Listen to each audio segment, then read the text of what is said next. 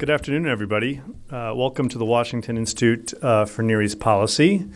I'm Matt Levitt. I have the honor and pleasure of being the director of the Reinhardt Program on Counterterrorism and Intelligence here at the Institute, and I'm the host of this counterterrorism lecture series that we've been running now for 11 years. And we are really thrilled today to have Assistant Secretary Elizabeth Neumann from the Department of Homeland Security here with us.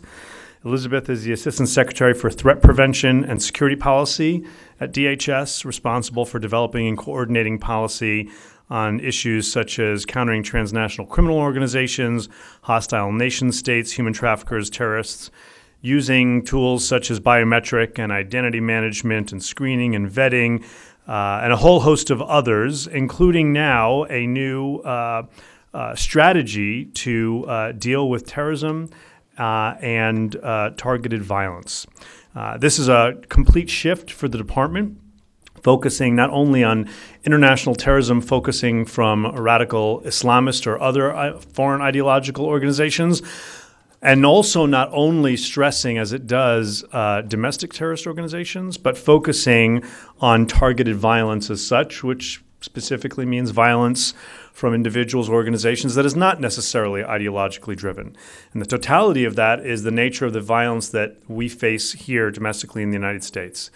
So now that DHS has taken the initiative to put this strategy together, and as it is putting together an implementation plan to actually put that strategy into effect, it is a tremendous pleasure to have Elizabeth here, and I want to thank John and David and the rest of her team for making this possible.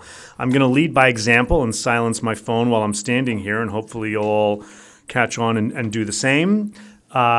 Elizabeth will give some prepared remarks on the podium, and then we'll sit down.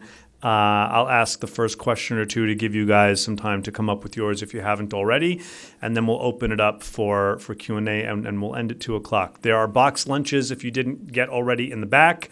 Whoever took care of today's food, thank you for the hand sanitizer and the box lunches as opposed to the collective community lunches. I appreciate that very much. And with no further ado, Elizabeth, the podium is yours. Thanks, Matt. It is such an honor to be here today, especially with a group of people that have been looking at this problem set for 11 years. Matt, thank you to your leadership for driving the conversation around how do we counter violent extremism. It was such a new space, and we had a lot to learn. And I hope what I get to share with you today is that we have figured out things that are working and that we're able to bring it to scale. So that it's good news for our country, and hopefully good news for our allies abroad to be able to learn from some of our experiences. Though, in truth, we probably learned from theirs much more. So today I wanted to focus my remarks as a bit of a retrospective on my work on counterterrorism these past 3 years. But before I do, I need to start with a simple observation. A lot has changed when we speak about counterterrorism in the United States. We contend with a domestic threat environment that is very different than the one we faced even 5 years ago. The threat from domestic terrorist movements has risen. Throughout the government, we are now treating them as co-equal to foreign terrorist organizations in priority. Last month, 3 different independent assessments re-emphasized the growing challenge that racially and ethnically motivated violent extremists, what we now refer to by the acronym of REMV, pose. On February 5th, FBI Director Christopher Wray noted that 2019 was the domestic terrorists' deadliest year since the Oklahoma City bombing in 1995. He has elevated REMV to a national priority equal to that of ISIS and al-Qaeda. Then on February 26th, the Anti-Defamation League released a report concluding that 90% of the 42 deaths attributable to domestic terrorist movements in 2019 were associated with the REMV ideologies and movement. Last, the non-governmental organization Moonshot CVE reported last month that its tracking of online extremist content confirms that there is a global REMV movement, with a robust presence on social media sites like Telegram. There have been thousands of internet searches for REMV content over the past 10 months across numerous countries. Further, terrorist groups have changed their tactics over time. in part because technologies that previously were unavailable to terrorist organizations have become more widely accessible to consumers, including terrorists. ISIS famously mastered the art of leveraging the combination of social media and encrypted communications to widely disseminate its message, radicalize its target audience, mobilize followers to violence, and even provide them guidance and assistance remotely through the use of virtual plotters who are part of the group's external operations bureaucracy. ISIS encouraged homegrown terrorists to bring their own weapons to the fight and eschew international travel in favor of acting at home. The late ISIS spokesman Abu Muhammad al-Adnani exhorted followers to kill disbelieving Americans and Europeans in any manner or way, however it may be, providing a laundry list of techniques to be employed. Smash his head with a rock, or slaughter him with a knife, or run over him with your car, or throw him down from a high place, or choke him, or poison him. There are now shorter planning cycles before attacks and less barriers to entry. Consequently, there are fewer opportunities for the intelligence community and law enforcement communities to identify and interdict those preparing to engage in acts of terrorism. The rise of global RIM-V threat, combined with the continued determination al-Qaeda and ISIS place on attacking the homeland, complicates DHS's operational approach to preventing attacks from terrorist groups. But in addition to terrorism, no description of the domestic threat landscape can be considered complete and absent of a mention of the continued drumbeat of attacks that can be defined as targeted violence. Targeted violence describes attacks lacking the political, ideological, or religious motivations of terrorism, but where the attacker intends to inflict casualties or destroy property commensurate with the damage done in a terrorist attack. Some examples: the slaying of 58 concertgoers in Las Vegas in 2017, the killing of 12 employees in D.C.'s Navy Yard in 2013, and the infamous massacre of 26 grade school students and their teachers in Newtown, Connecticut in 2012. In August 2019 alone, we witnessed barbarous attacks that claimed innocent lives at an annual garlic festival in Gilroy, California, at a chain store in El Paso, Texas, at an entertainment district in Dayton, Ohio, and on the streets of Texas cities of Midland and Odessa. This rash of killing left many Americans to wonder whether they were no longer safe even when participating in simple, everyday activities. Targeted violence and terrorism have not only rattled the sense of security commonly felt in our republic, but they also inflict lasting harm upon everyone directly and indirectly impacted. Too many families have buried loved ones. Too many first responders have arrived at scenes of unimaginable devastation and are forced to live with those images for the rest of their lives. The National Center for PTSD at the U.S. Department of Veterans Affairs estimates that 28% of people who witness terrorism, targeted violence, and other mass shootings develop post-traumatic stress disorder, while another third will have acute stress disorders that require lengthy and sometimes intensive treatments. These attacks not only end lives, but they have long-lasting, often unseen effects on our communities, impacting several generations beyond the event. When I was appointed to this position, the Secretary's charge to me was to develop a team that was able to adapt to the complex and evolving threats we were facing. DHS, which was founded shortly after 9/11, had spent the preponderance of its first years closing all the known gaps in our security apparatus that led to the attacks on September 2001. Back in those days, we often referred to this as the building of the plane while it was in the air. We've had several crisis moments in the intervening years that have caused us to rethink or strengthen the way in which we approach Homeland Security. Hurricane Katrina in 2005 was certainly one of those moments. The Deepwater Horizon oil spill in 2010 was another.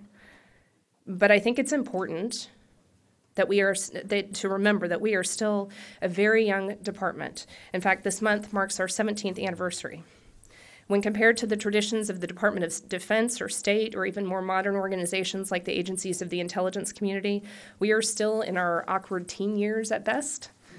We are still maturing in how we work with one another in the department, and we're still learning how to be better partners with those that make up the Homeland Security enterprise, our state, local, tribal, and territorial government partners, law enforcement, emergency responders, the private sector, civil society, nonprofits, academia, and the individual citizen. All of those, in DHS parlance, are the Homeland Security enterprise. So the task of growing an office to address the evolving threat was more than just hiring a few people with subject matter expertise on domestic terrorism and great power competition. We had to relook at the department's authorities to see how they can be applied in new contexts. We've had to redefine terms that have been in place for 15 years based on an al-Qaeda-style complex coordinated attack. And we've had to educate many people in the homeland field about the need to strengthen our counterterrorism and threat prevention tools to adapt to the evolving threat. The results of this work manifested in two ways. First, the development of the office I lead, the Office of Counterterrorism and Threat Prevention.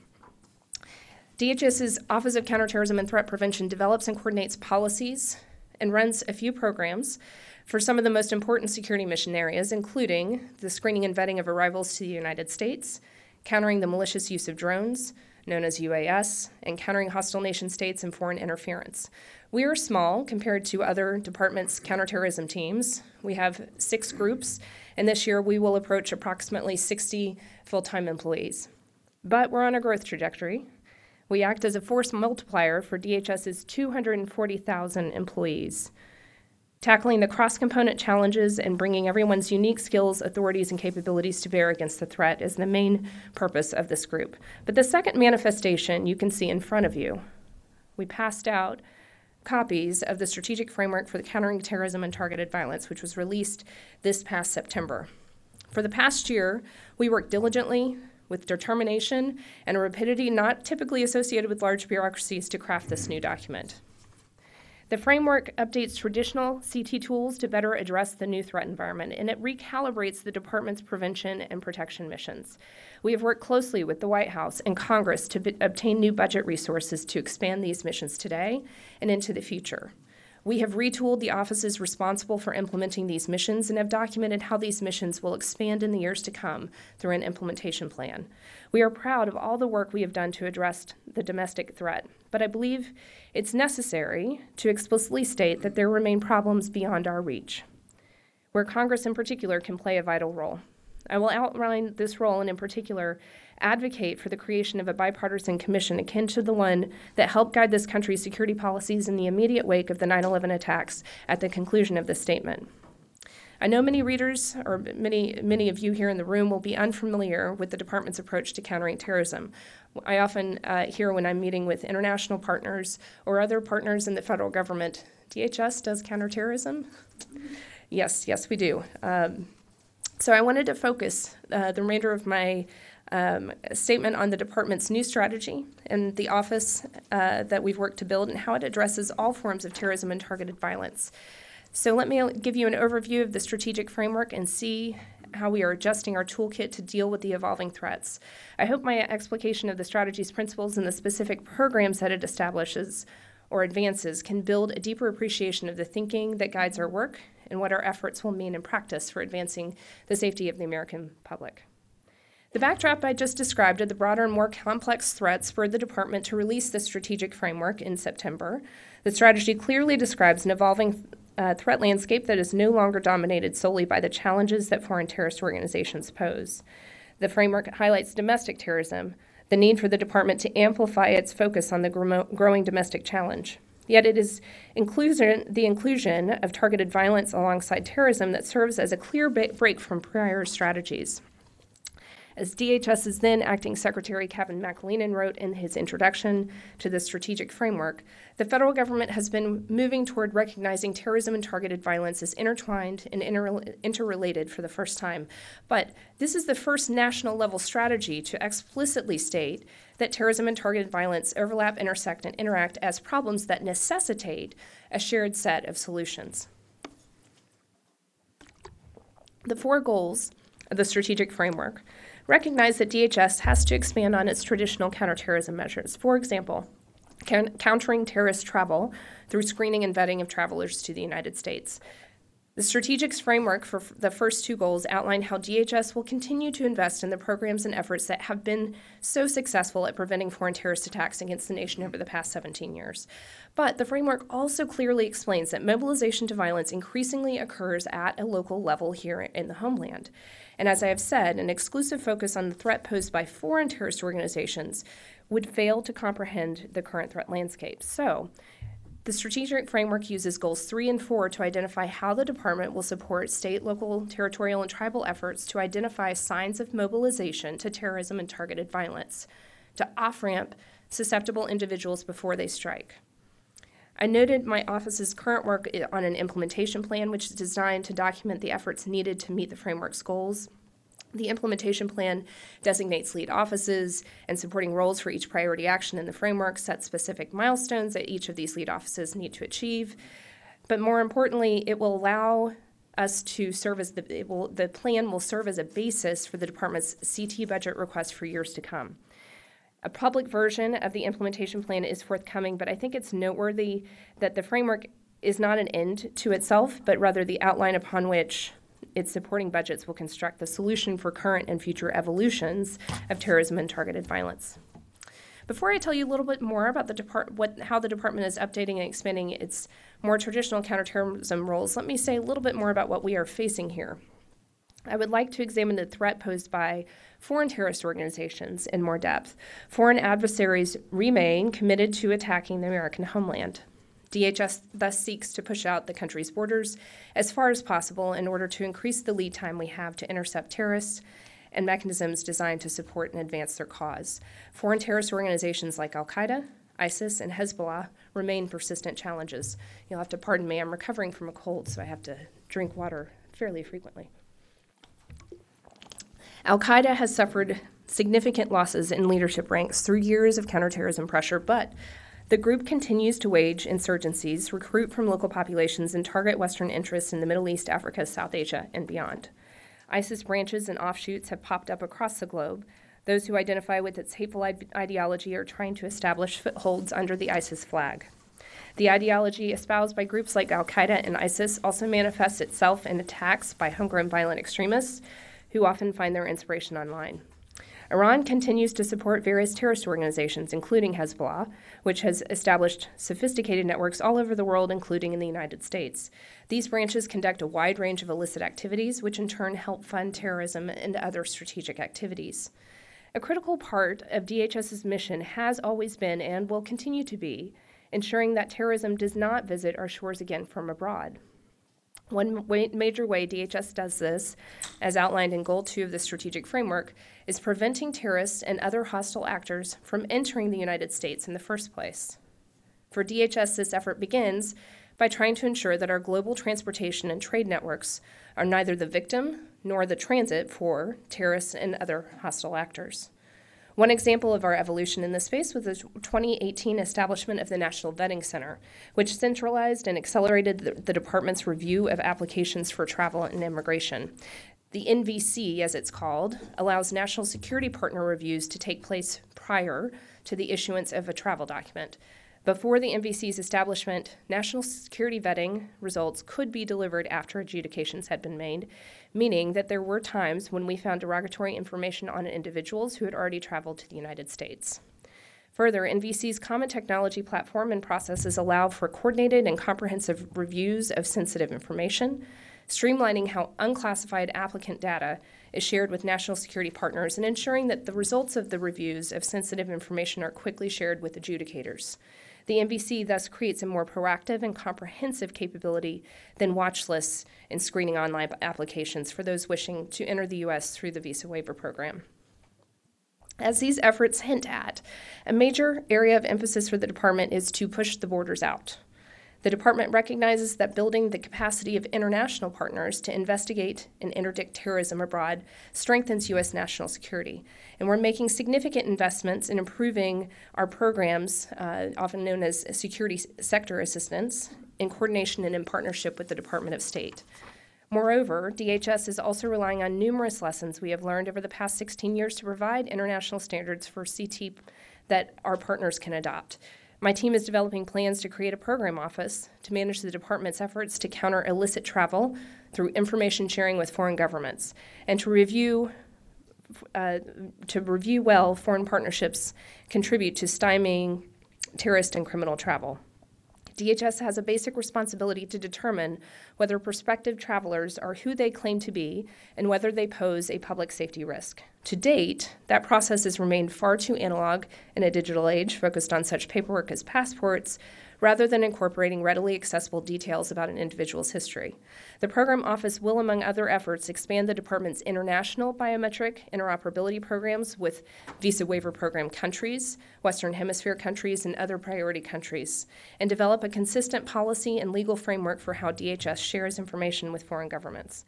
Within its first year of operations, the program office will expand the number of partner countries with biometric interoperability solutions, and will ensure that all of our DHS international engagements on information sharing are appropriately prioritized and coordinated. Let me pause from my written remarks and just say that sounds kind of boring, but for DHS, that is a really important part of us maturing.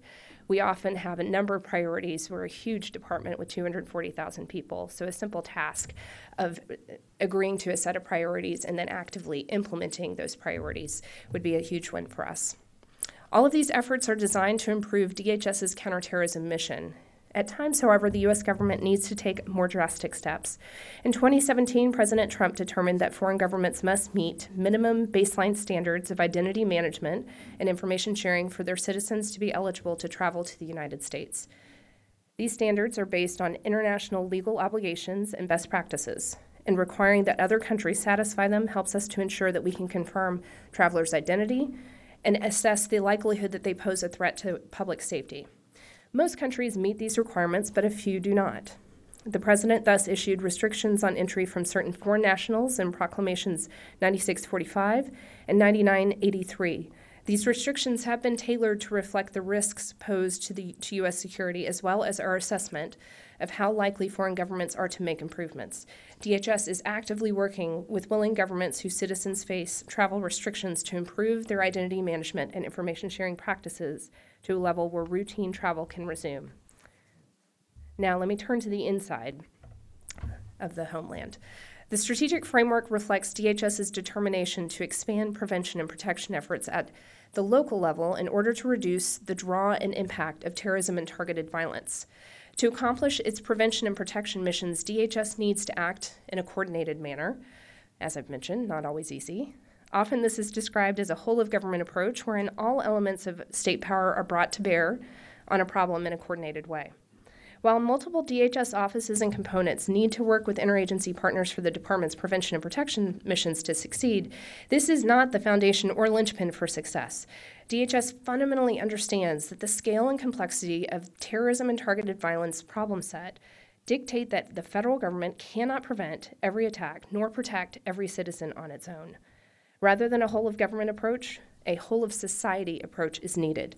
Every locality should build relationships of trust among key stakeholders, including law enforcement, government agencies, civic organizations, houses of worship, private businesses, and others, that will empower rapid and effective information sharing and threat assessments.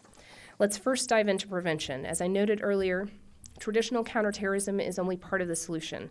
We need to reduce and eliminate the significant pain and damage associated with terrorism and targeted violence before it happens. This has been a growing consensus among the counterterrorism community, as reflected in the National Counterterrorism Strategy released in 2018. It called for a drastic increase in our focus on preventing somebody from radicalizing to violence. Thankfully, there is a way to use one program set and address all forms of terrorism and targeted violence: prevention. Over the past 3 years, while I've been at the department, I've been really lucky to work with dedicated experts who now run what is known as the Office of Targeted Violence and Terrorism Prevention, or TVTP. David Gersten and John Piccarelli, who are sitting over here with us today, have led a team of talented civil servants who have all worked doggedly on prevention. This work used to be known as countering violent extremism, and it's still labeled as such in many communities, including here. But the moniker had opponents on both sides of the aisle. So in 2017, we asked RAND to study prevention methods, including what our partners overseas were doing, and make recommendations on a path forward for the department. Last year, the results of that study were released. Let me tell it to you in short. Prevention works. It needs to be locally based, and we aren't doing enough to support it. So we dug deeper, and we discovered prevention is one of those rare efforts that showed itself as effective in addressing all forms of terrorism and targeted violence. Now, what do I mean by that?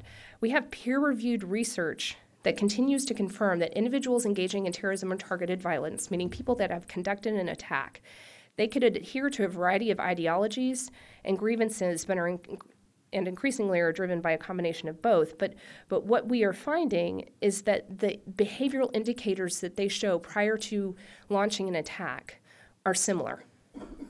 That means you could be inspired by ISIS or inspired by a RIMV ideology or not inspired by any of those ideologies, and in the preparation for carrying out an attack, exhibit the same behavioral indicators. The reason for this is simple. While the paths that terrorists and other violent actors take are not linear, the factors that drive them to violence are almost always consistently observed by those who know these individuals best. Families, friends, bystanders, and others who care about the well-being of these individuals are critical to prevention, as they are often the ones who recognize an individual needs help. Last spring, we got to work to figure out how to institutionalize and to bring to scale prevention capabilities across the country. In April 2019, Acting Secretary McAleenan created the Office of Targeted Violence and Terrorism Prevention and directed that it be the primary entity responsible for driving and coordinating the department's prevention mission. TVTP looks across the department to identify complementary efforts that can be amplified, prevent duplication, and address gaps through the creation and deployment of prevention programs supporting SLTT efforts, state, local, tribal, territorial efforts. Next, we went to Congress and OMB. We educated them on the results of the study, and we asked them to fund prevention efforts. To show them we were serious, we wrote Goal 3 of the strategic framework as the strategy for prevention. The entire third goal of the strategy calls for DHS to develop societal resistance to radicalization to violent extremism and ensure broad awareness of the threats of terrorism and targeted violence. The framework also devotes greater energies in DHS to developing and sustaining locally based prevention frameworks that ensure threat assessment and threat management approaches assist law enforcement and the communities they serve to off-ramp individuals before they commit a crime or violence in support of terrorism or targeted violence.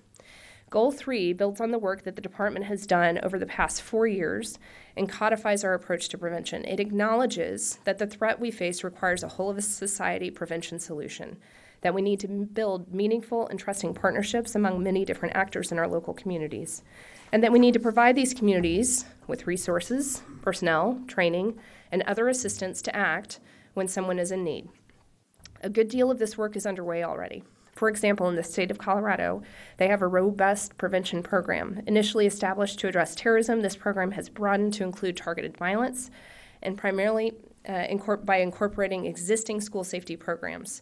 Using grants and a field-deployed regional prevention coordinator, DHS supported state and local prevention programs that in the past 3 years have intervened with 40 individuals where targeted violence and terrorism were the underlying concern. 35 of the 40 were related to DT or domestic terrorism-related ideologies. When that stat came out last year, it really hit home for us. The threat has changed. Don't get me wrong. We still have individuals in our country that are motivated by ISIS or Al-Qaeda. But to see that 35 of our 40 interventions in Colorado over a two and a half year period were these other ideologies, I don't think we fully have an understanding of the scale of the problem. The strategic framework also highlights the problems of terrorists being able to reach and catalyze new audiences online, and the spread of grievances designed to spur acts of targeted violence. The framework clearly discusses the need to build resilience to malign information operations initiated by foreign states and non-state actors that directly or indirectly work to enhance the pernicious impact of targeted violence and terrorism. And while in this forum, I can't go into great detail on that problem set, but it is a problem, and it's one we're trying to address. DHS works to accomplish our efforts in the digital space through continued engagement with such mechanisms as the Global Internet Forum for Counterterrorism, or GIFCT, and involving frameworks found in the ACABA process and the Christchurch Call to Action. Yet DHS also supports efforts by individual technology companies, non-governmental organizations, and civic partners to halt the spread of dangerous hate speech and violent extremist ideologies online. We use mechanisms like the Digital Forum for Terrorism Prevention and new and expanded digital challenges to design tools that take a turn on terrorists and others developing countering messaging to turn back on them. Let me put a finer point on what we've learned in the past few years. Between 2017 and 2019, the group that is now TVTP ran a dedicated grant program that supported 25 distinct prevention programs across the country. The results from the grants allowed DHS to evaluate promising best practices and innovations in the prevention space throughout the country. The variety of programs the grantees enacted reached 42,000 participants, and over 4 million people viewed grantee-generated content online. 4 states used a grant to pilot a prevention roadmap resulting in statewide strategies to preventing targeted violence, and 7 cities are establishing regional resilience frameworks. And the grant program resulted in 6 models of prevention programs that state and local partners can replicate to create or expand prevention frameworks. So let me pause here. I know what you're probably thinking because I just gave you a lot of details, and a lot of it was about paper. Research studies, briefings, strategies, even the paper in front of you. So how do we actually make this real?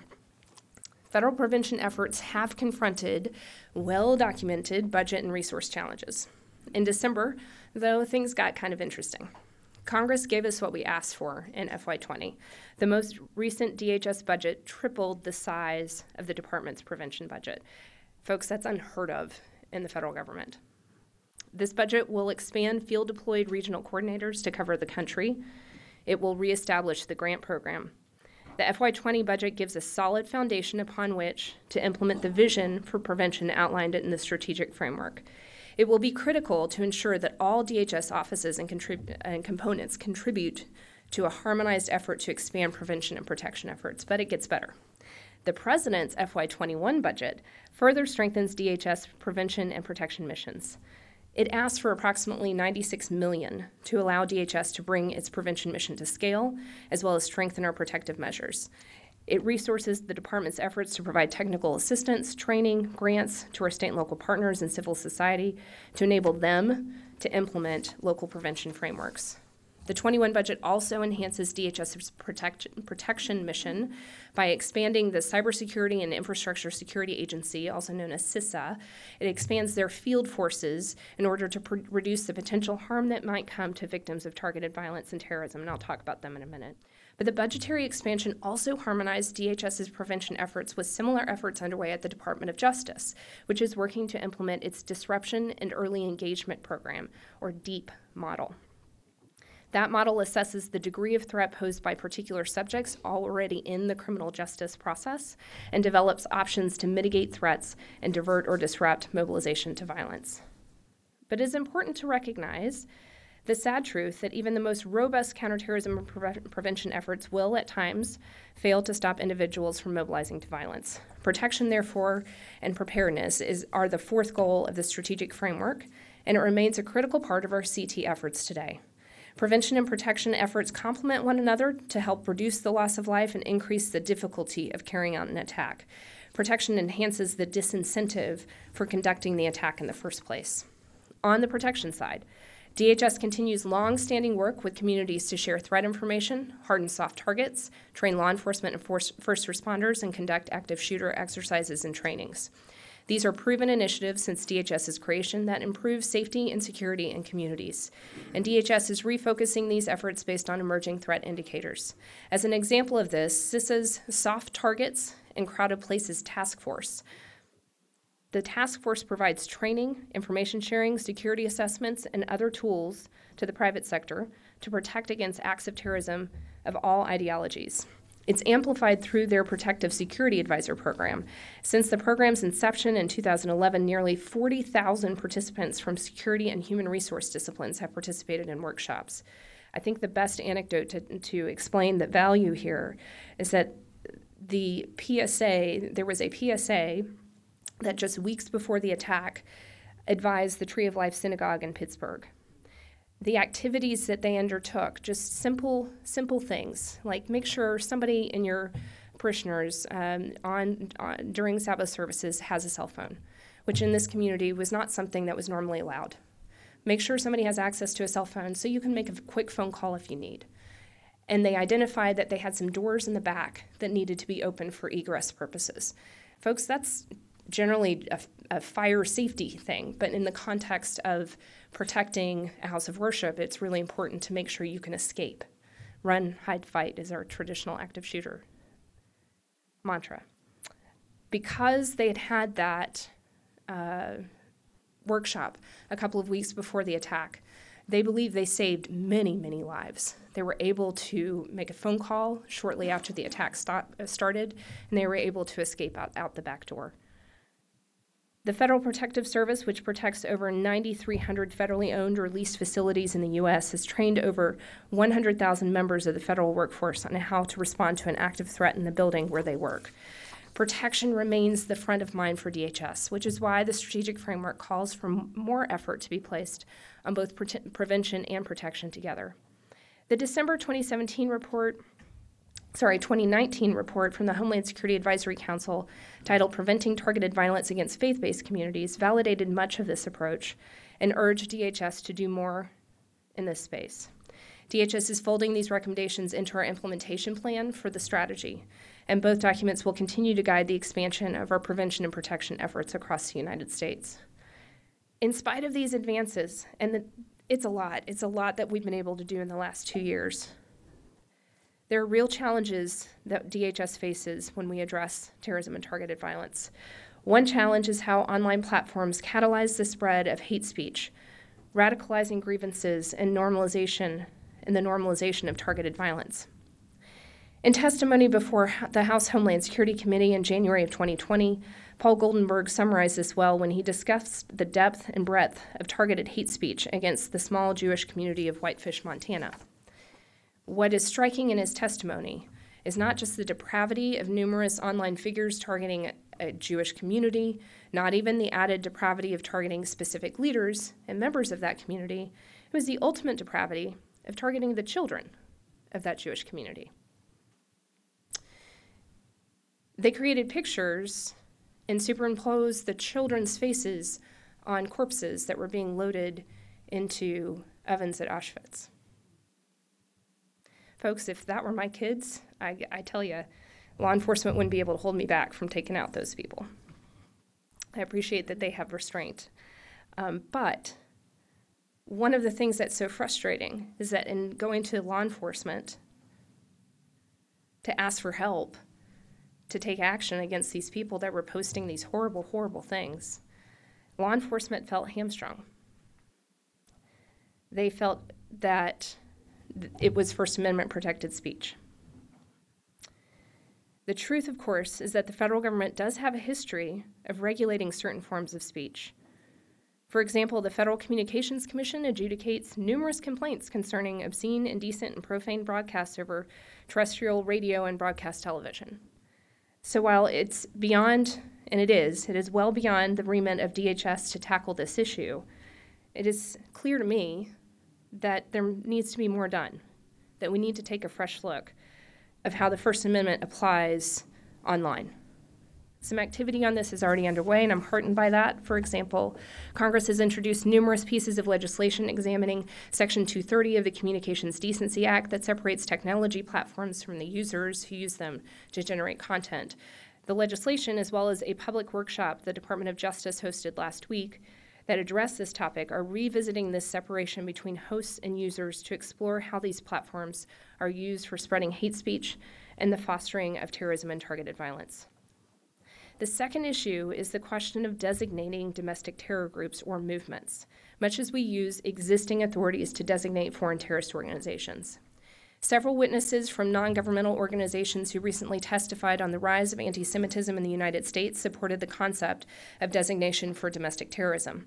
Jonathan Greenblatt of the Anti-Defamation League noted in his written statement that the U.S. government should examine whether certain white supremacist groups operating abroad meet the specific criteria to be the subject to sanctions under its designated foreign terrorist organization authority.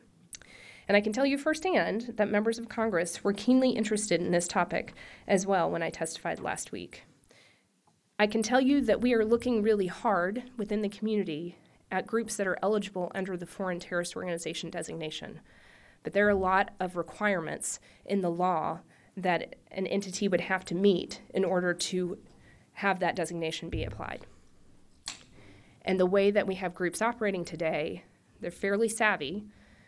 They operate as movements, not as organizations, which means most likely, especially if they're US-based, they can't be designated under that law.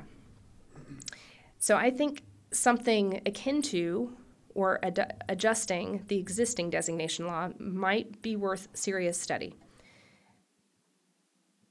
The designation of domestic terrorists does raise a number of thorny questions. If Congress authorized designation of domestic terrorism, what would be the requirements for designating those movements? Who would have the responsibility for running the process? And how do we ensure that we don't repeat the mistakes from our past? And this one is really important. We need to be honest. Our history is rich with examples of abusing our authorities when we are fearful of being attacked. Japanese internment camps during World War II, McCarthyism, to name a few. In fact, much of our national security apparatus today operates under policies developed as a result of the Church Committee's investigations into domestic abuses of authority by the military and the FBI in the 1960s. These are significant challenges and questions with numerous constitutional, ethical, and political considerations that need serious study and reflection. The executive branch cannot answer or address these issues on our own, but we need answers to these questions and fast. For this reason, it is my hope that Congress will consider taking a serious look at how we take the next steps. We have done this before in our history. After 9/11, a bipartisan commission provided chapters of actionable recommendations that Congress and the executive branch implemented. And in some respects, the challenges that we face today are more complicated than after 9/11. Designating foreign terrorist organizations, extending our borders, preventing bad actors from reaching the U.S., it took a lot of hard work. But it was clear the actions we needed to take to share information better and implement enhanced security measures. But today, the traditional intelligence collection and law enforcement operations do not lend itself as a solution. And adversaries in this space understand how to use their constitutionally protected activities to straddle the line but not cross it. I think we're at a moment in time where these questions deserve a serious and respectful study before we have another mass attack, but this time attributed to a domestic terrorist movement. Elizabeth, thank you very much. That was really a tour de force and raises lots and lots of issues to discuss. I'm going to take the moderator's prerogative to ask the first question or two and give you all a chance to think of your questions, and then we'll open it up and we have plenty of time to get to everyone's questions. But first I have to say, there are several members of the bipartisan CVE working group that we put together here at the Washington Institute in advance of the last presidential election here in the room today. And when we did that, this Defeating Ideologically Inspired Violent Extremism, we debated long and hard, both within the working group and with our government, current and former government partners that we interviewed, on a whole bunch of really sensitive touch point issues that I'm thrilled to see made it into the framework. So when you talk about, a layered approach to a whole of society, violence prevention, public health, increasing field deployed regional coordinators, nobody, Democrats or Republicans, were quite there yet. And this was very contentious at the time. And so I think that you and your team deserve a lot of credit for taking the time to put together a strategy like this, which I should mention is available online, and hard copies are available in the back as well, that really does get to some of the more difficult things right off the bat. I'm also really pleased that while the framework focuses on efforts to thwart terrorist travel, which is important, it recognizes that A, we're already pretty successful here, and B, that that's nowhere near the totality of the problem. In fact, at one point early on in the administration, when the administration came out with a big push on terrorist travel, I wrote a piece saying, well, yes, but if you look at almost every case that, in that particular instance, a document that had been put on the White House website, if you look at almost every case that they highlight, that individual came to the United States not at all radicalized. And it wasn't a question of where they came from. It was a factor of getting radicalized once they were here in the United States. It wasn't a travel issue at all. In fact, the vetting process had worked. And so we continue to have to improve our vetting systems, but we have to recognize that we have a domestic issue. that is a politically charged and sensitive issue, and so I give the department and your team a tremendous amount of credit for kind of taking that issue head on. But the question I want to start off with is where you ended on the issue of the designation. And I think we need to mention for our audience that when the material support law was challenged and upheld, there was a particular comment there saying it might have been much more difficult, and it's not entirely clear that it would have been upheld had it included the same exact activities carried out by individuals here within the United States because of our protections. And so there are two issues here, and maybe I'll ask this as a two-parted question. The first is, if we were to do some type of FTO designation or expand the current foreign terrorist organization designation, how would that help us? Beyond tangibly in terms of authorities, beyond the fact that, and this is important, that it would message to people that we are as serious, as you just made very clear from the podium, that we take just as seriously domestic terrorism carried out by Americans based on ideologies that are kind of American, as we do with people who carry out acts of terrorism based on Islamist or other ideologies. And I think of this, one of the problems I get asked about a lot when I travel is, once upon a time, right after 9/11, countries in the Middle East in particular, we went and we yelled at them and we said to them, we aren't really interested in how uncomfortable this is for you or what type of legal problems this presents for you. If there are terrorists coming from your country, deal with it. And now people say this to me as an American, and I remind them I'm no longer a government official, but they tell it me anyway. Now there are ideologies that are festering in the United States. They're causing terrorism in the United States, and they're linking up with terrorists abroad. Mm-hmm. And you, the United States, are the ones who are saying, well, I have some very difficult legal issues, and it's very uncomfortable for me as a societal issue. And that's a problem. So the first part of it is kind of as if we actually were to do a designation. But the second, Mary McCord and others, former senior DOJ official, have said, maybe we don't need to do an actual designation.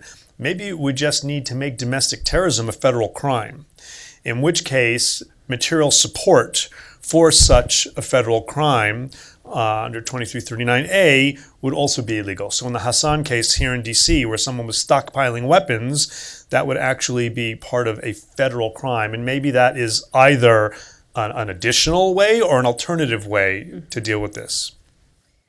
A lot to unpack there. Yeah, sorry. So no, it's really good. Let me start by picking up on the theme that you said there, that this is a transnational threat. We call it domestic terrorism, but it's totally transnational at this point. We have evidence of people traveling from the United States overseas to do training. We have evidence of individuals overseas coming here to do training. We are increasingly an exporter, if you will, of terrorist ideology. It's just a different type of ideology, and we're not immune, or we're not the only country in the globe that's facing this challenge. 2 years ago, or a year ago, and I want to say it was this month. I went to a international counterterrorism forum of Ministry of Interior officials. That's what they call DHS overseas, Ministry of Interior. And all of the counterterrorism officials, it was a very long session. There was, I want to say there were 100 of us in the room. And we all got to make 2 to 3 minutes of opening remarks. That pretty much took the whole day. But we were asked, what are the top challenges that you're facing? And the United States, being you, were at the very end, sitting next to the United Kingdom, so at least I had somebody to chat with. But about like halfway through you started to go, is it odd to you that everybody is talking about the rise of anti-government sentiment or the rise of, they call it right-wing extremism overseas, but what we would describe as domestic terrorism, racially and ethnically motivated violence. Is it odd to you that that is everybody's number one threat now? I mean, we hadn't fully taken care of ISIS yet, but they definitely were on a decline. But it just really struck me as telling that I would have to say 70-80% of the people in the countries in that room listed it in their top 3. So that was really striking. The very next day, Christchurch happened, and I can't tell you how much that left this emphasis to all of us, and I'm looking at a few of us that are in the room here that work on this problem set. We just realized, we cannot get our arms around this problem using our existing authorities. So we started asking a lot of questions and getting a lot of what I would call legitimate but pat answers, the answers that people have been giving for 30, 40, 50 years. And there's a point at which, when you keep seeing people die, that you kind of want to say, has somebody looked at this recently? I mean, between the technology changes, between the fact that the threat has changed because of that technology, but for other reasons as well, the fact that it's transnational, but a lot of it's US-based, so we can't tap into the same tools, just seems like we need to at least take a hard look. And the answer may be, on the other side of taking that hard look, that we don't want to do anything that might sacrifice our First Amendment rights, our civil liberties. And that might be the right answer. I'm not saying I think that it is predetermined that we have to have a designation capability. I think it just deserves, for the people that have already died and the people that are going to be threatened just this year alone, it deserves us actually taking that harder look and not defaulting to the pat answers. So on the nature of your question about what does it get us, I think by designating movements, you gain a couple of things. You mentioned DOJ's authorities, and I completely defer to them on whether or not it makes sense to make it a criminal penalty. I know that they're exploring options in that space, and I've often heard my FBI counterparts say, we will take whatever tool in the toolkit you can give us. We're not going to say no to being able to have extra help. That said, for DHS, when an entity is a foreign terrorist organization, it helps us with our combating terrorist travel mission. So if an entity is known as an FTO, meaning you have ISIS propaganda on your phone, we can do certain things at the border, like denying admissibility, that we can't do if you are associated with what we would consider a domestic terrorist group, but they're not designated. So it gives us an additional set of authorities at the border to prevent people from coming here to perhaps get trained, and vice versa. If they're U.S. citizens going outbound, it gives us a little bit more in our intelligence toolbox to be able to understand what they might be doing, all within appropriate legal bounds, of course.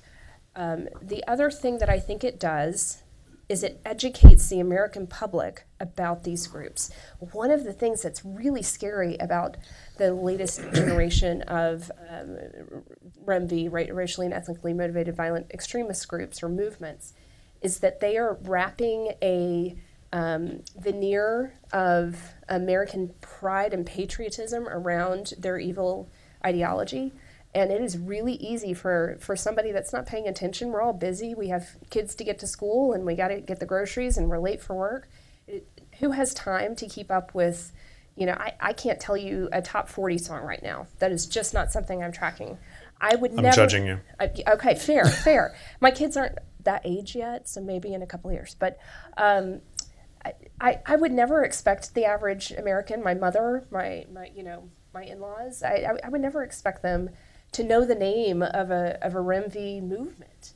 So when you designate, it gives you the ability to say, this entity is associated with violence. Because we're not designating the ideology, we're designating that in the context that I'm assuming that the way the designation would be set up, it would have to be tied to violence, to something criminal. So, but that equips parents. Part of what is happening is that they're recruiting and grooming, which is a term you hear in the child sexual exploitation space. But we're seeing these groups groom 8-year-olds, 9-year-olds, 10-year-olds on gaming apparatus. they have no filter to know that where that is leading them. And I, as a busy parent, I mean, I maybe just don't let them have gaming systems, but that's not realistic. They're going to be exposed to it, but they're leading us down this pathway so that when they're 15, 16 and vulnerable in that adolescent stage, they're more likely to potentially join one of these movements. They are increasingly sophisticated. We have got to figure out a better way to go after them. Okay. So we'll start with Mike Kraft right over here. If you can just wait for the microphone. Thanks very much. On the designation, excuse me, I was deeply involved in the designation legislation back in '94 when I was State Department Counterterrorism Office, and we worked closely with Justice Department. It might be useful to look at some of the legislative history. The original provision that was offered to Congress in January '94 did not specify between domestic and foreign, but Congress, in its wisdom, decided not to include any domestic. But some of the key features that may be useful are allowing for a judicial review process. Of course, there has to be an administrative record that's very detailed. And that can be, thoroughly vetted with other agencies, and also through the fusion centers to get the domestic feed in. And the issue that Matt raised about what good it may do, or the usefulness, for example, of material support provisions, they're basically aiding and abetting.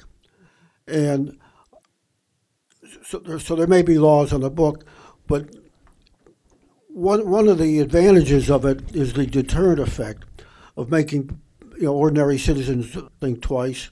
And the material support would also include arms, which is a big problem. I know it's politically difficult, but it could be applicable. So the question is. So I think there's a lot of history in there that might be useful to draw from, and I think if you want to go the domestic designation route, you can almost tailor the FTO to provide enough safeguards on the First Amendment. Thank you. That's a great idea. I don't know that we've looked back at the legislative history, and in truth, this really has been kind of a realization over the last few months that I'm not convinced that absent somebody being given the charge to go study this and come up with alternative options to what we're currently doing, I don't know that we're going to be able to fully address how severe this threat is. It's metastasizing, and we can't ignore it. Go to Eric in the back, please.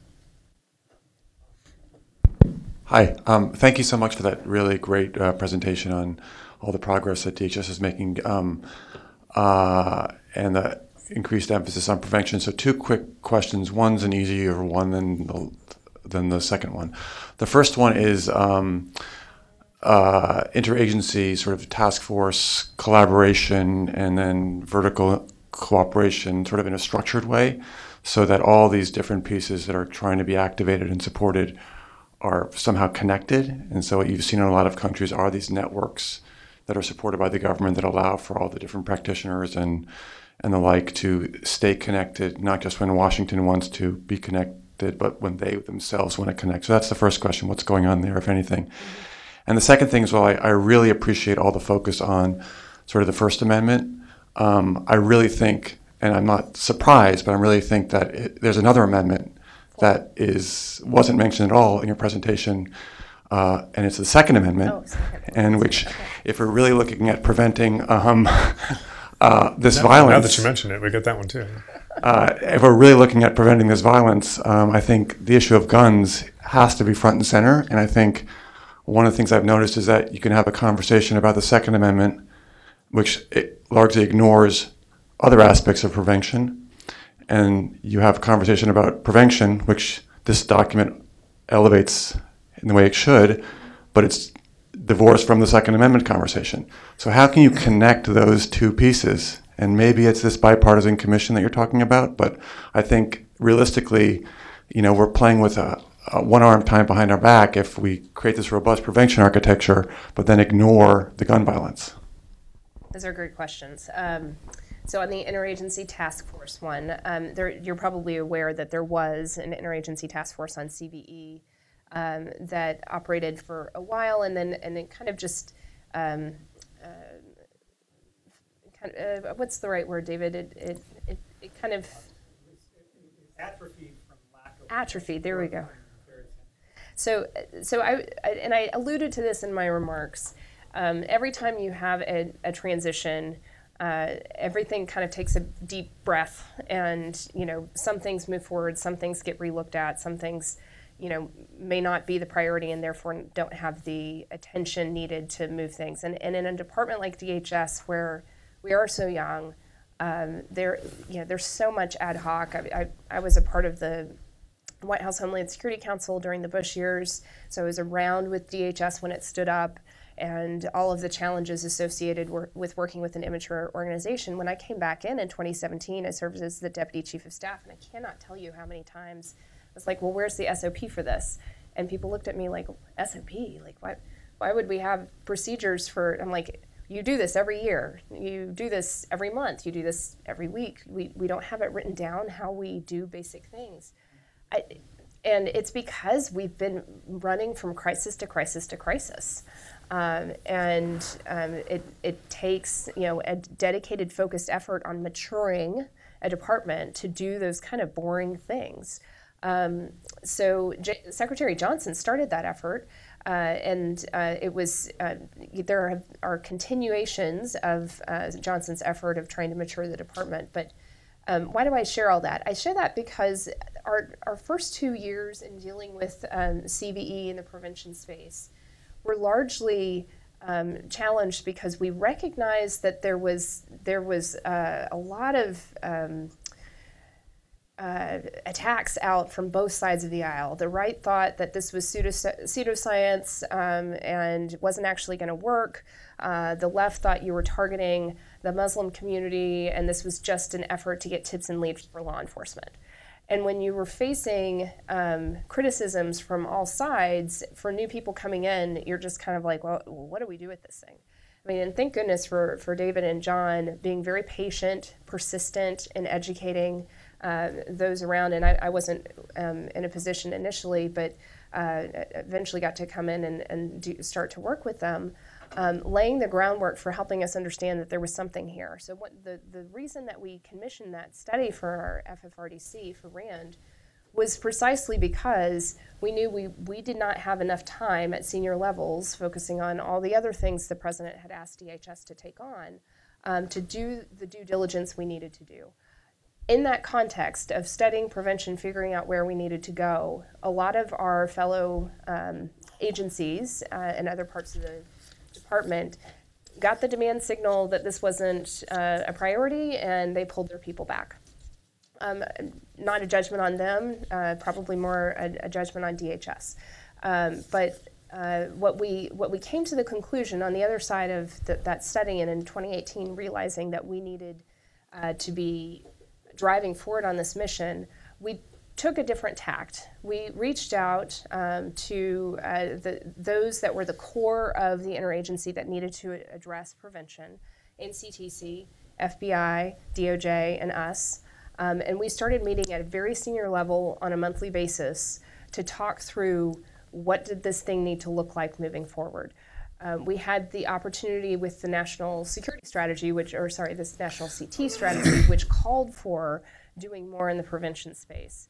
But one of the biggest changes, I think, in the last couple of years was an acknowledgement by DOJ, both from U.S. attorneys as well as the FBI, kind of coming at it from different lenses, that DOJ alone could not solve this problem, that this was not, prevention needed to be more than law enforcement. If you go back, and it's still up on our website right now, if you go to DHS's preparedness framework, national preparedness goal, and look up the definition of prevention, it literally says prevention is the set of activities that you take before an imminent threat, meaning you're preventing the bomb from going off. We've fundamentally rewritten what prevention now means. We're going to have to go back and write all of that. I had to send a fun note to my counterpart over there, like, hey, I hope you're budgeting for rewriting some of your doctrine. But that's the right answer, because prevention needed to move beyond the traditional law enforcement space. Do you know how hard it is to get the FBI to agree that they don't own something? I mean, that should be like on my tombstone, I feel like. So that accomplishment alone in the last 2 years really freed us up to, instead of worrying about FBI saying, no, this is our space, we were literally able to show them, here's the graphic, here's what Rand told us is the process that somebody goes through to radicalize to violence. We see your spaces here, we see our spaces here, and when we say our space, it's just that we're informing, we're equipping, we're empowering our state and local partners to do this work.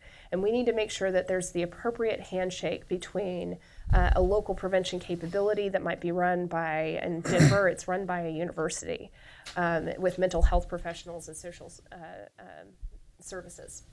We need to make sure the handshake's there so that they're actually know when to talk to law enforcement, know when to refer to the FBI, and vice versa.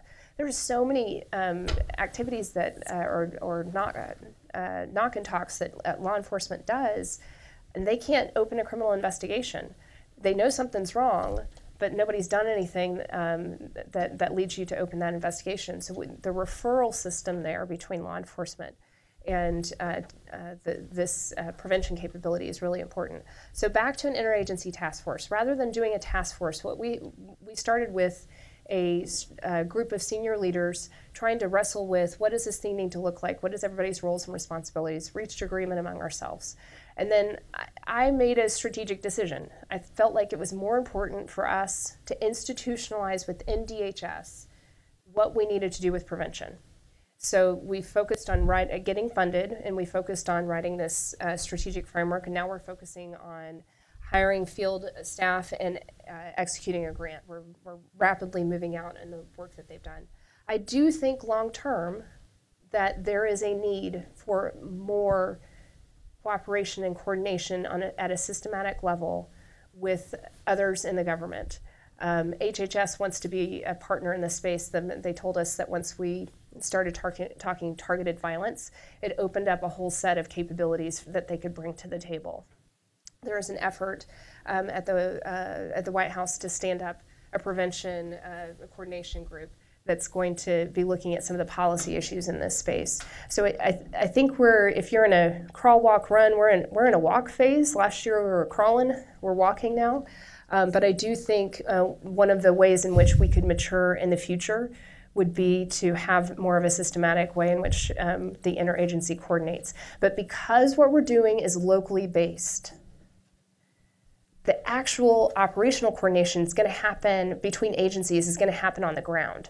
So while headquarters needs to know what's working, what's not, make sure we're all following baseline capabilities associated with running prevention frameworks, it's almost less important that we're talking daily or weekly to NCTC and FBI. We should be looking and checking in with each other. What are you hearing from your field? What's working, what's not? And big picture policy issues that need to be resolved between our agencies, or as we're planning our priorities for the next year, can we complement each other in our activities? So it's a slightly different approach than what the CVE task force was taking a couple of years ago. Okay, so I answered your easy question. That took a long time. So let's do the harder one on standing on one foot, if we can. 10 seconds. 10 seconds, yeah. DHS has taken a strategic, or has taken the approach that we defer to the Department of Justice on Second Amendment issues. So that is totally passing the buck, but that is where we are, and that's why it's not referenced in our strategy. But I will acknowledge that I've worked with many counterterrorism professionals who agree that if we could reduce the access to weapons, which we are now in a phase of bring your own weapon to the fight, so it doesn't have to be a gun. That said, that it is something that I think if you're looking at do we want to reduce the violence in our country, that's something that I hope an independent group of people will look at. I'll only add to that, as you know, we run here at the Washington Institute a CVE working group that is under Chatham House rule. That includes current and former government this is Chatham House officials. rule, right? Yeah, sure. And say that again to the live stream. While living up to the Chatham House rule, I will not say who, but I will say that at one of our meetings, this issue of how terrorists are increasingly using firearms, small arms, and being able to get access to them, and across the board, just about everybody in the room, including a whole bunch of people who were fairly recently in government. None of them were saying we should ban guns, right? But they're smart legislation, Second Amendment. It was consensus in the room. This is a counterterrorism problem. Jeanette, please, right here in the middle. Thank you. Hi, Jeanette Reinhardt. Quick question, hopefully quick answer for you to give. Is it reasonable to assume then that there are in fact individuals who have been identified as risks for domestic terrorism on the no-fly list? You talked about it being international. Who are not on the no-fly list? No, are they on the no-fly list? I'm curious about the execution of our focus. So that's a good question, and I actually don't know the answer. So I therefore can answer your question, because if I did, it probably is classified. So the way that our system works with watch listing, there are U.S. citizens that can be watch listed. So that's not it doesn't preempt you from being watch listed if you're a U.S. citizen. The criteria are different. So that's one answer to your question. Second answer to your question, I'm going to rephrase your question though. Are we taking the tools that we have been using for the last 15 years to address Al-Qaeda and ISIS and applying it to this new threat? The answer is yes, but we are a bit hamstrung. So they have to be people that FBI perhaps has identified for us that are under investigation or have been prosecuted, that kind of thing. But to be clear, and correct me if I'm wrong, you do not have to be on the State Department's FTO list or the Treasury Department's terrorism list to be able to be on the no-fly list. Correct. So not being, these domestic terrorist groups not being on those lists, that alone does not necessarily preclude them from being fly listed. Okay, Ryan, and I see everybody. We have time. Ryan, right here. Ryan Greer from the Anti-Defamation League. Thank you so much for your remarks. I want to ask about the implementation of the CVE efforts, the prevention efforts you mentioned. We see the threat domestically as overwhelmingly far-right extremism compared to other types of extremism.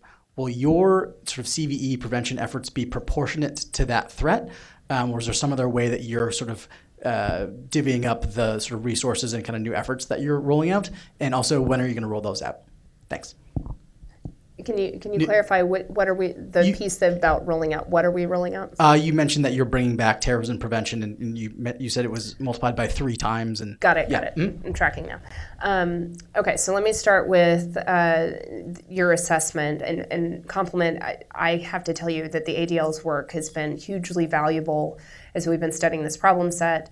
One of the challenges of our current limitations in the federal government is that we don't have access to the type of intelligence or strategic level assessment that my colleagues at the National Counterterrorism Center produce on foreign terrorist organizations. They're doing the best that they can to do what they can about domestic terrorism movements, and they've recently put out some really good products. That said, you guys are providing the bulk of what we know about the movements, and I really appreciate that you exist and that you're continuing with fervency to address the issue. And he appreciates your saying that while we're live stream continuing. So on the challenge of the right wing versus left wing, I mean, clearly, I don't know that it's helpful for government to characterize based on the political spectrum. You can look at about 10 years ago, there was a bulletin that DHS put out that talked about a certain type of symbols that if law enforcement saw those symbols, they should be careful because it might indicate the person was with a sovereign citizen movement or might be anti-government. And the purpose was law enforcement protection.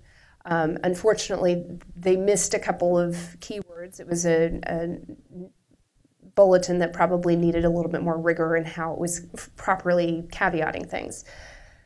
However, there was no room for mistakes, and it caused a huge blow up, got national news attention, and the department's domestic terrorism group for intelligence analysis pretty much disbanded.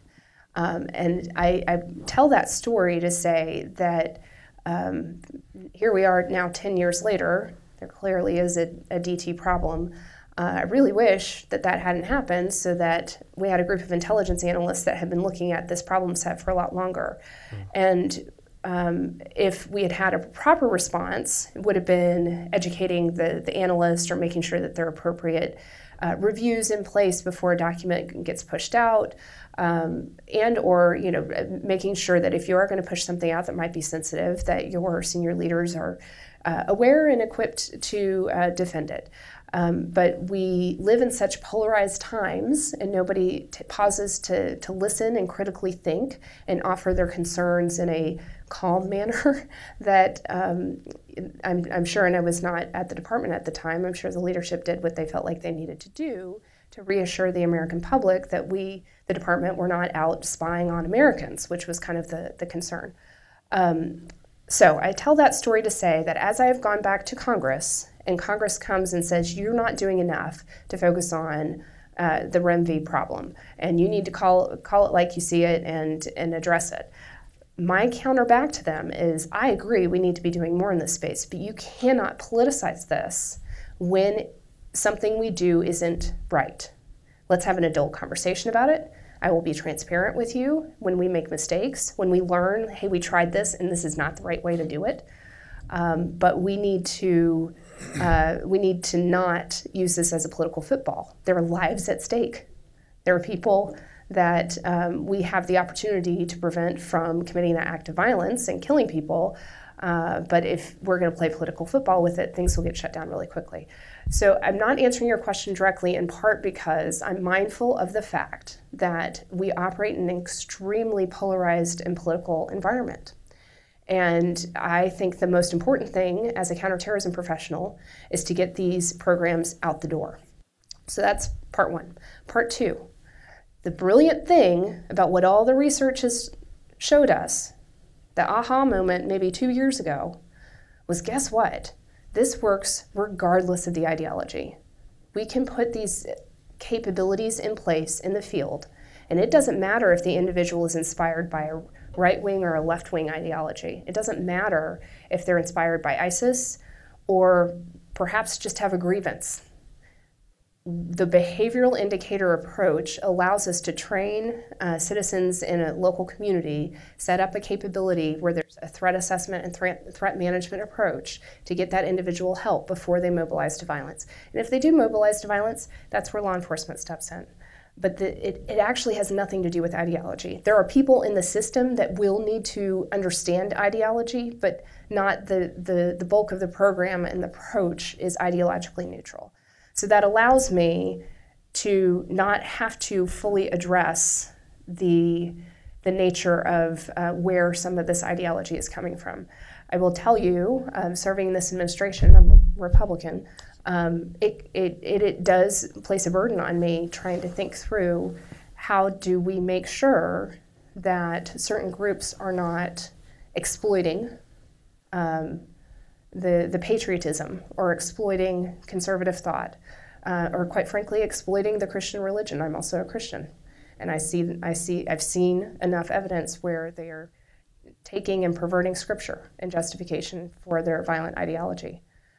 So it is personally burdensome to me, and I have my own approaches to dealing with that. But from a government perspective, the program itself is ideologically neutral. In terms of deploying and how quickly we're getting out to the field, We already have one individual in the field in Denver, Colorado, with those stats that I shared. We're in the process of moving a couple of folks into the field that are already within government, so they should be out there in a couple of months. And then we're posting the remaining positions, hopefully this month. We'll see. It's underway. Government hiring processes are super fun. The notice of funding opportunity for the grants should be out later this month, also knock on wood. And then we're hiring up headquarters folks as well. So those hiring processes are in the works. And if anybody watching this or in the room is interested in working on prevention, please keep your eye on, come talk to David or email David or email Matt, and Matt will get you to David. We'll want to make sure that you're aware of those postings so that you can apply. We're looking for all types of folks that want to contribute to the mission. Okay, you just blew up my email. That's great. It's going right to you. But you mentioned law enforcement protections. Let's go to the law enforcement officer in the room, please. Thank you. Paul DeCory with Montgomery County Police. We're seeing some promising new techniques, again, from the ADL for the redirect movement in the virtual space. My two questions: what is DHS doing in the virtual space? And then the other one is, we at the local level also realize that it's a whole of community approach that it's taking, and we're building multidisciplinary teams, not just law enforcement, mental health, and others. Is there funding coming from DHS to expand upon those types of teams, like the PATH program that LAPD has started off and is sharing, and some of the things that are in the Major City Chiefs Association white paper that are saying that that's one of the most promising ways to go? Thank you for that question, and I'm so glad you brought that up, because as long as my remarks were, there were so many things I wanted to share, and that's one of them. That a lot of the best areas of success that we're seeing are the organic development within the law enforcement community, realizing that, hey, we can't solve this problem alone. There are too many people that are vulnerable, that are on some sort of pathway towards radicalization that may lead to violence, but it's not necessarily a law enforcement problem yet. And so we need the help of mental health, social services, and we need to do it in a synchronized and systematic way so that we don't have people drop through the cracks. So what Major City Chiefs is doing is exactly what we're trying to empower and inform. I think that you're going to see lots of different models throughout the country. There are going to be some that are more law enforcement driven, where it's law enforcement setting up that prevention capability, but maybe you're hiring civilian, non-law enforcement folks to run certain aspects of threat assessment and threat management. In other places, like what we have in Denver, it's a university that's running that threat management process, but they're in lockstep with Denver Police and Aurora PD and all of the local law enforcement entities. So I think there's absolutely a great opportunity for local law enforcement in whatever systems you've already organically developed. A couple of ways that we plan to work with you all. There is a grant opportunity. I think I'm technically not supposed to say eligible entities, but it is fair to say that law enforcement will be eligible to apply for that, and as will non-government organizations and your traditional grantees. So that would be an opportunity to be able to seed fund some of these activities. This year it's $10 million. Next year we've asked for $20 million.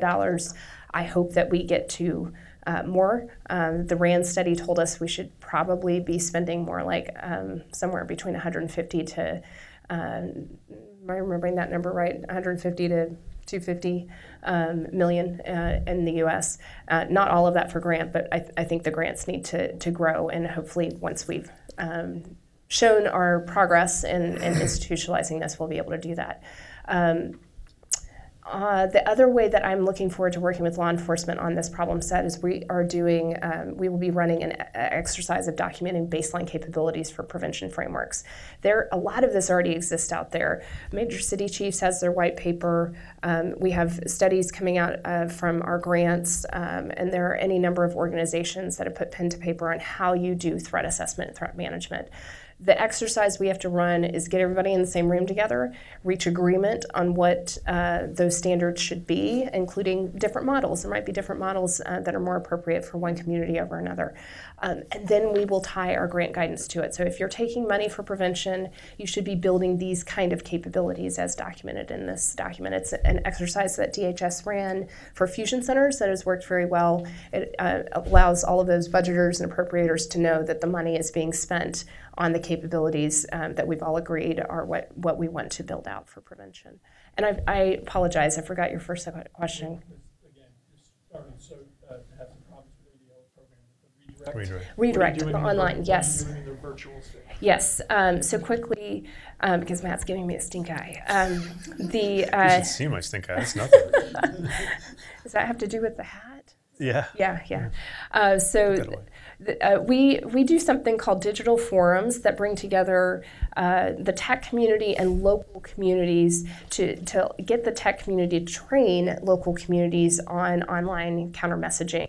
And some of it's fairly simplistic. Most of us don't know how to make something go viral or how to, what common techniques and trends are being used in online marketing spaces. So some of this is just about taking the people that are trying to do the right thing in their local community and equipping them with that knowledge. With the funding that we received this year, we're able to do more of those, and we hope to not only do the generic one that I just described for varying communities, but maybe look at focused in on certain types of sectors within the messaging space. The other thing I will say about countering terrorist use of the internet in general, the funding for grants allows us to do some innovation or research related to what is working, what's not. This is a space I've been really watching with fascination, because a couple of years ago it was take all the content down, then it was maybe that's not the most effective approach, and then it's, you should counter their message, and then we're hearing that might not be the best approach, or if you do it this way it's not, but if you do it that way it is. So I think we're still learning in this space. One of the greats in the prevention space was who has since retired, but General Mike Nagata was a huge proponent for what we were trying to do in the prevention world. But he would say we should fail and fail fast. He said that in this chair right here. Did he really? He did. Oh, I'm channeling my inner Nagata. Your inner Mike. That's a good thing to do. But that's exactly what we're trying to do. The grants not only allow us to try to build out local prevention capabilities, but let's try new things in the digital space. There's so many interesting things that the tech community itself is learning and exploring, and we certainly trying to use our science and technology division to identify what works and what doesn't. So, but kudos to you guys for being so leaning in and working with ADL and others and trying to do this locally, because that really is where we're going to tackle this problem. I do here need to plug ADL and Moonshot CVE. Yes. And the Next Gen Foundation partnered on a really interesting pilot project that hint needs some funding to search for extremism in the United States, deploying the redirect method. Last week, we at the Washington Institute published a summary of that last finding just last week, February 27th, entitled "The Search for Extremism: Deploying the Redirect Method," if you're interested in that. So we're near the end of our time, but I think I have two last questions. So what I'm going to do is I'm going to ask, if we can, to take these two questions. I don't talk quickly. I don't. Shortly. Well, I'll help you, and then we'll take the two questions and then we'll answer them together. So if we could start up here, please. Okay, really quickly, when you talk about like redirect, when you look at are we able to look at the experience from England where they tried to do, I don't know when you call it, re-education, deprogramming, whatever, and from prison and didn't have a lot of success with that. I think they've given up on it. Is that also a useful experience to look at here? What failed, what worked? And question number two, a little different. We just had a case in New York of a person who came from Iran with the disease. She was not a terrorist. But could this be a means of a different kind of terrorism, sending sick people to the United States who don't exhibit illness? And just the threat of that and the scare tactics cause terror. without carrying any weapon. So before you answer that, let's just add right here. Could you just clarify your remarks on designating domestic movements and amending the designation process, and what exactly you mean by that, and what it would look like from a legal framework? 30 seconds. Yeah. I will back you if you decide that the answer to that question, as asked, can you? If the answer is no, I'll back you. Okay. Fair Close enough. it out. Fair enough. Let's start with your questions, which I'm already blanking on. This is what happens when things we can learn from the you. European method. They've tried some things and failed. And then could a new type of threat be people coming in with coronavirus? Yes. Yeah. Okay, so the UK, yes. We have a partnership with our Five Eyes partners, UK, New Zealand, Australia, Canada, and us, that is, like, there's an entire working group of people that meets, I want to say quarterly, wherever they travel there. It's not just by phone, looking at what's working, what's not, examining successes and failures and that sort of thing. So we are learning from their experience. Their laws are different than ours. Their approach is different than ours. But certainly anything that they are doing, we are learning from. There's also other groups that incorporate other parts of the globe. Our European partners certainly have had way more of a challenge in the quick radicalization, the bring your own weapon to the fight type of attacks. And so we are looking at the challenges that they have. I think we all have a recidivism problem. We all have a number of people coming out of prisons in the next few years. And what do you do about that? It's in our strategic framework. So I'll let you read that. I didn't get to touch on that, but it is something that we want to support Bureau of Prisons and DOJ and our state and local partners in that space. Challenging, very, very challenging.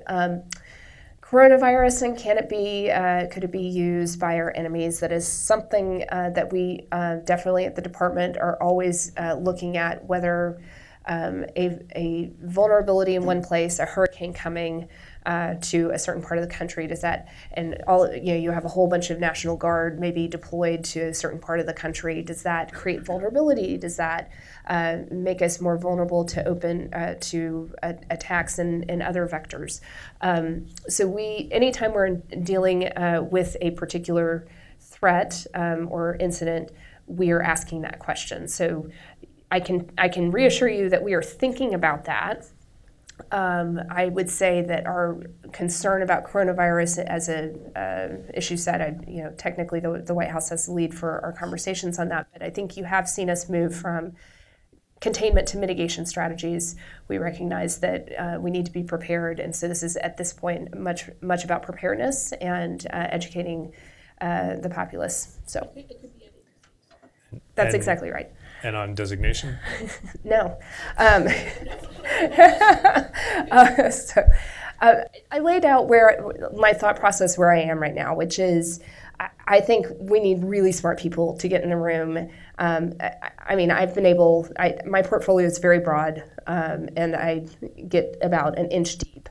But I like to think that I press my teams to think outside the box and get to the why. Why have we always done it this way? Are there ways that we can change this and do better at it? This space, the answers that I get when I ask the why are always met with, because we've been doing it this way since the 70s. And you're like, that's not okay. The internet in its form that we all know and love it today, it was not around in the 1970s, and we need to take a harder look at it. There are constitutional issues here. There are lots of well-laid case work that would need to be explored. I think one of the concerns I have is that if we don't do anything, if we don't send a bunch of smart people into the room to examine these problems and come out with a set of recommendations, the courts will tell us what the answer is, but the courts will tell us that answer over a 10, 15, 20-year period, and then it will also be piecemeal. And you'll turn it back over to our law enforcement partners, and they're going to be left with, well, the Ninth Circuit said this, and now I have to match that up with the Second Circuit over here, and DOJ's guidance is this, and it's just not the right way to treat our law enforcement partners who are trying to do the right thing, as well as the victims that need to be protected and seek justice. So I think this is a good time for us as a country to to come together and look at this, and hopefully before, I think we won't ever actually get to that 15-year period. I think we'll see an attack that shocks us again, hopefully not nearly as devastating as 9/11 was, but enough to where enough people rise up and it becomes politically necessary for us to go have that bipartisan commission. I'm just suggesting, can we do that now? Because I'm the one that Congress says, why aren't you doing more? And I'm now saying, time out, I'm doing as much as I can. I think it's time for us to have this broader conversation. So we as constituents can really only ask and demand one thing, and that is that we get committed public servants who are smart and are thinking about these problems and trying to push the envelope and think outside the box. I know everyone here agrees with me. You are, and your team is. Would thank you all for making this possible, for the statement for the record, which it'll be on our website sometime this afternoon. Very, very, very detailed. Ladies and gentlemen, please join me in thanking Elizabeth and her team for this fabulous presentation. Thank you all for coming. Have a great afternoon. We'll see you next time.